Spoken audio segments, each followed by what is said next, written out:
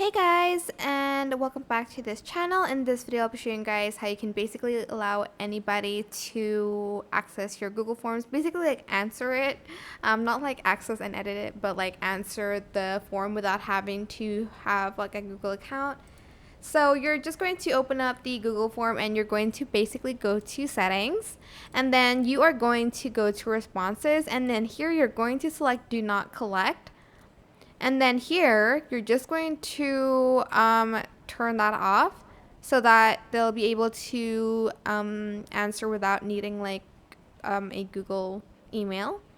And then here as well in form defaults, you're going to select do not collect. And then you can just send it here. Make sure it's also do not collect.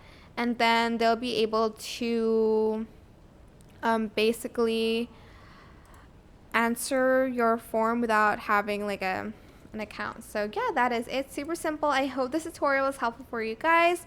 Don't forget to like, comment, share. Also subscribe to this channel if you haven't done that already. If you have any more questions, just leave it in the comment section down below. I will try my best to answer them all for you guys. And if you found this video helpful, please click the thanks button above the description box down below. Thank you so much for watching. Bye.